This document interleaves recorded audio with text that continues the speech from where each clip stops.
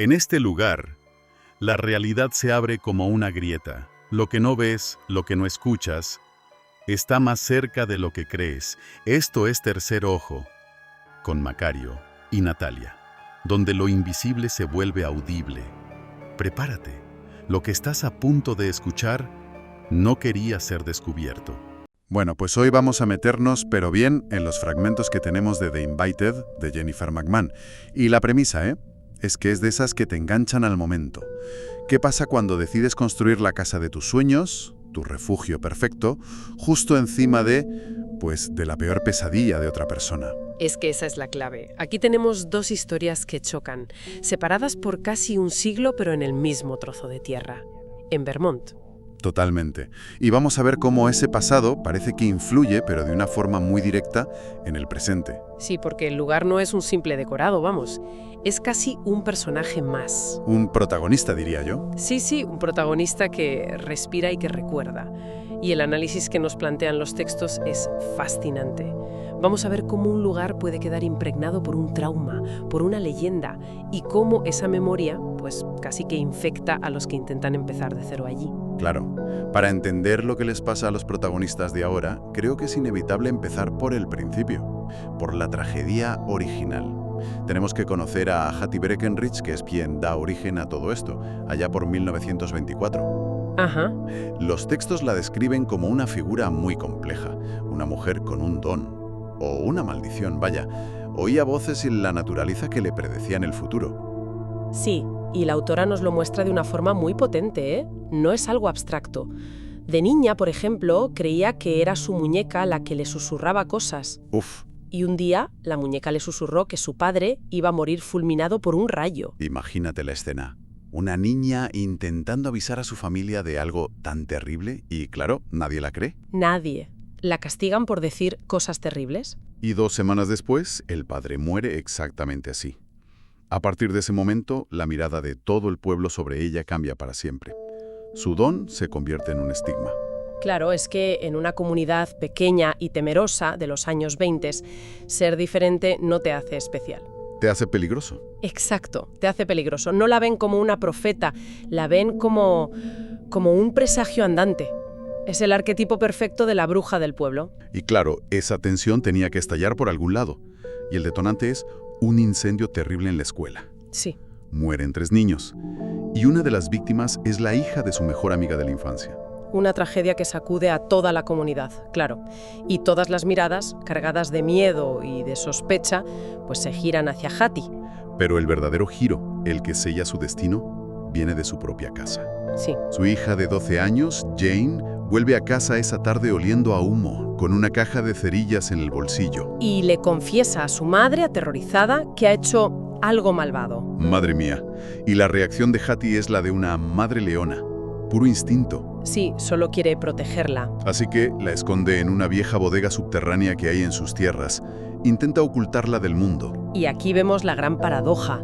Su reacción es visceral, es puro amor, pero la solución, encerrar a su hija bajo tierra, es en sí misma una forma de violencia. Es una jaula, sí. Es un acto de amor que se convierte en una jaula.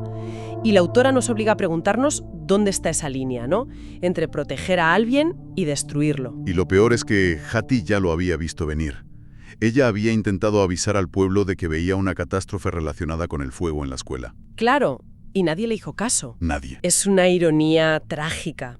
Las mismas advertencias que ignoraron se convierten ahora en la prueba irrefutable de su culpabilidad. Ya. Su don, su intento de salvarlos, se retuerce y se convierte en el arma que la condena. Es el mecanismo clásico de la mentalidad de turba, ¿sabes? Cuando el miedo busca un culpable, cualquier cosa sirve de prueba. La escena final de su historia es brutal. Sí. La turba la acorrala, la arrastran, la llaman bruja, asesina. Pero es que hay algo más que los mueve. Sí. No es solo el dolor, es la codicia. Están convencidos de que la familia de Hattie escondió un tesoro y le exigen a gritos que les diga dónde está. Ese detalle del tesoro es clave. Le da a la violencia una justificación terrenal, casi pragmática. No es solo superstición. Es un linchamiento. Es un linchamiento motivado por la avaricia. El miedo al diferente mezclado con el deseo de poseer lo que creen que es suyo. Una combinación explosiva. Y ahí, mientras la cuelgan del árbol, del gran árbol abuela, ella pronuncia sus últimas palabras, que son una maldición y una promesa a la vez. Sí. Podéis matarme, pero no podéis liberaros de mí. Este lugar y yo somos uno. Y muere con una sonrisa secreta. Se lleva el secreto del tesoro a la tumba, pero deja algo mucho más potente detrás. Su voluntad fusionada con la tierra. Exacto. Esa frase es la tesis de toda la novela, yo creo. No es una amenaza y ya está. Es la declaración de que su espíritu, su trauma, su ira, se van a quedar anclados a ese terreno. El lugar se convierte en ella. Totalmente. Se convierte en la encarnación de Hattie. Así que el eco de Hattie se queda ahí, con esa promesa escalofriante, no podéis libraros de mí. Y la pregunta es, claro, ¿qué pasa cuando, casi 100 años después, alguien decide que ese lugar maldito es perfecto para construir su casa? Pues eso es lo que les pasa a Helen y Nate en 2015. Exacto. Y lo interesante es que ellos también llegan con sus propios fantasmas, ¿eh? Sí, sí. Helen es profesora de historia, o sea, ya de por sí está conectada con el pasado. Acaba de perder a su padre, busca un nuevo sentido a su vida. Y Nate, su marido, es todo lo contrario. El contrapunto total. Es profesor de ciencias, un hombre anclado en la lógica, en lo tangible. En el presente. Y con la herencia de Helen compran esos 44 acres de tierra. El mismo lugar. El agente inmobiliario hasta bromea con que está encantado. Claro. Su plan es el sueño americano. Construir su propia casa con sus propias manos. Empezar de cero. Y la autora no es nada sutil con la metáfora, lo cual funciona muy bien. La construcción de la casa es el motor de la trama, sí, pero también es el mapa de la mente de los personajes. Explica eso. Pues que cada cimiento que cavan es un intento de enterrar sus propios fantasmas. El duelo de Helen, la frustración de Nate.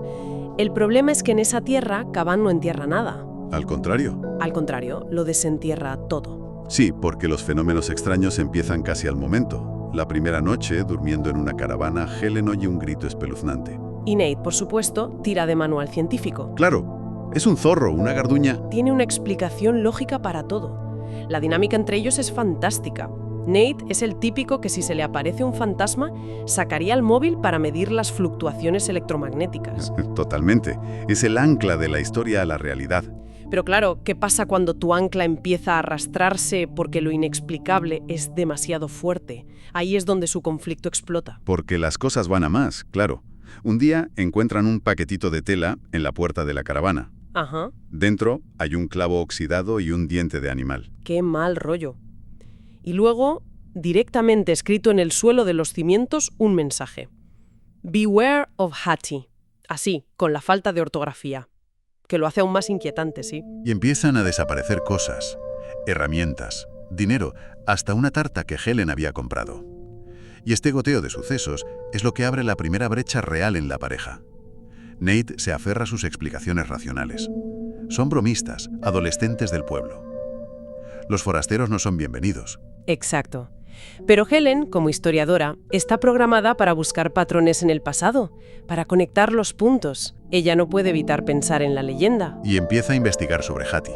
Y esa investigación es como abrir una puerta que Nate se esfuerza desesperadamente por mantener cerrada. Vale, entonces tenemos a la pareja que intenta construir un futuro y al fantasma que representa el pasado. Pero nos falta una tercera pieza. Sí, alguien que vive atrapada entre los dos mundos. La joven Olive. Y para ella, esta leyenda no es una historia de terror. No, ¿qué va? Es un billete de lotería. Una marginada a la que llaman Odd Oliver, la rara. Sí.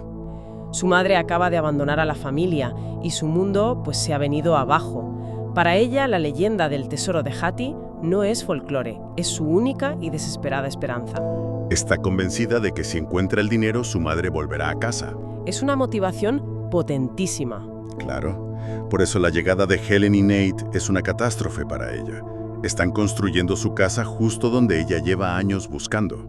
Los ve como invasores, como un obstáculo para recuperar a su madre, y por eso los espía, llena de resentimiento. Y su situación familiar es desoladora. Su padre, incapaz de gestionar el abandono, se ha obsesionado con reformar la casa, como si arreglando las paredes pudiera arreglar su vida. Sí, hasta el punto de destrozar la habitación de Olive, su único refugio. Es tremendo. Y se establece entre ellos un pacto silencioso de mutua destrucción casi. Ella le ayuda con las obras y él hace la vista gorda con sus faltas al instituto. Que ella dedica a buscar el tesoro, claro. Exacto. El padre intenta reconstruir una casa para una mujer que ya no está, y la hija busca un tesoro legendario para conseguir lo mismo.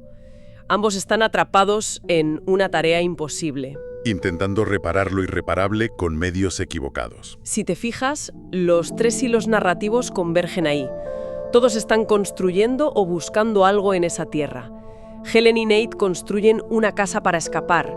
Olive busca un tesoro para reconstruir su familia. ¿Y Hattie desde el pasado? Pues parece que intenta reconstruir su propia historia, asegurarse de que no la olviden.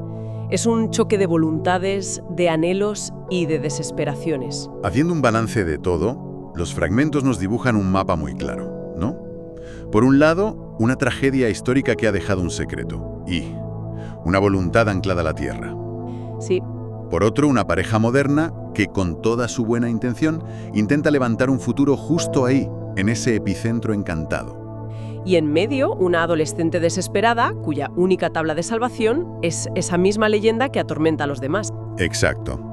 Sí, y explora temas universales muy potentes. La tensión entre el pasado que se niega a morir y el presente que intenta, a la fuerza, echar raíces. Y cómo un mismo lugar puede significar cosas tan distintas. Totalmente. Para Helen y Nate es un sueño, para Olive un obstáculo que oculta su única esperanza, y para la propia Tierra, quizás, es una herida abierta. Entonces, para terminar, ¿cuál es la gran pregunta que nos dejan estos fragmentos sobre la mesa? Pues creo que la pregunta fundamental es sobre la idea de propiedad, de pertenencia. Hattie dijo, este lugar y yo somos uno. Si aceptamos esa premisa, que un lugar puede conservar la memoria y la voluntad de alguien que sufrió un trauma inmenso, ¿qué significa realmente construir un hogar ahí? Buena pregunta. Puedes ser dueño de un terreno que ya le pertenece al dolor de otra persona. O sea, ¿es posible construir un futuro sin primero desenterrar, confrontar y, no sé, quizás hacer las paces con el fantasma de ese pasado? Así termina esta visión. Pero no creas que termina del todo. Puedes cerrar los ojos, pero el tercero sigue viendo. Esto fue Tercer Ojo. Si quieres abrir más puertas a la oscuridad, síguenos en redes. Búscanos como Tercer Ojo en todas las plataformas. Nos escuchamos en la próxima oscuridad.